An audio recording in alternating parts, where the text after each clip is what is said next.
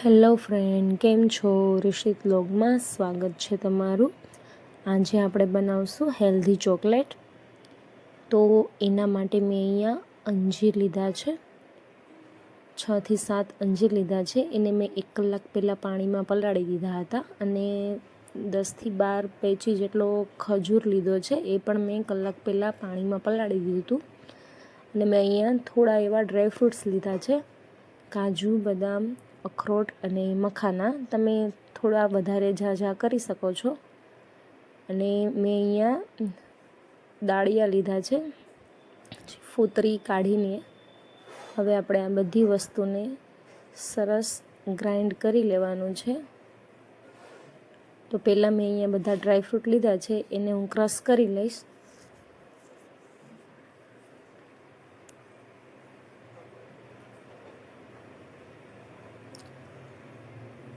હવે આપણે દાળિયાને ક્રશ કરી લેશું।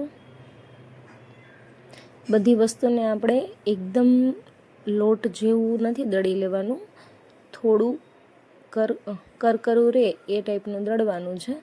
ત્યાર પછી હવે આપણે અંજીર અને ખજૂરની ઉપરની આપણે છાલ અને ઠળિયા કાઢી લેશું।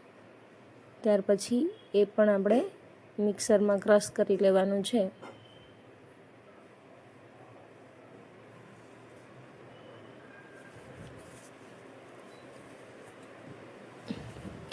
ફ્રેન્ડ, આ ચોકલેટ જો કોઈને બ્લડનું લેવલ વધારવાનું હોય તો એના માટે પણ આ ચોકલેટ ખાઈ શકે છે। પ્લસમાં પ્રોટીન અને વિટામિનથી ભરપૂર છે। તો તમે ચોક્કસ એકવાર આ ચોકલેટ ઘરે બનાવજો અને બની શકે ત્યાં સુધી તમારા બાળકોને આ ટાઈપની ચોકલેટ ખવડાવો, જેથી એની તબિયત પણ સારી રહે અને એકદમ હેલ્ધી પણ છે।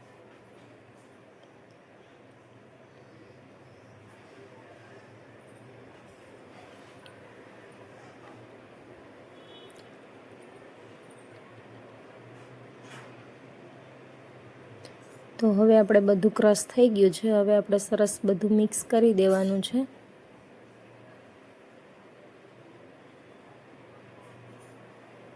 આપણે લોટ બાંધતા હોય એવી રીતે બધું સરસ ભેગું થઈ જાય એવી રીતે બાંધવાનો છે। હવે પછી આપણે તૈયાર થઈ ગયું છે, એની અંદરથી આપણે ચોકલેટ વાળી લેશું।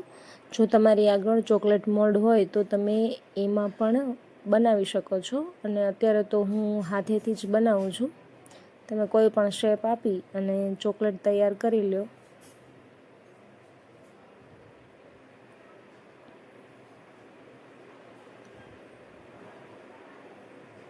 તો આવી રીતે આપણે બધી જ ચોકલેટને તૈયાર કરી લેશું।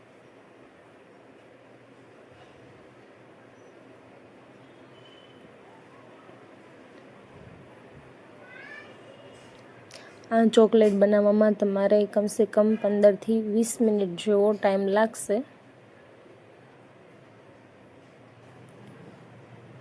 તો આપણી ચોકલેટ આવી રીતે બધી બનાવી અને તૈયાર કરી લેશું। અને ત્યાર પછી આપણે ચોકલેટને ફોઇલ પેપરમાં હું રેપ કરી દઉં છું।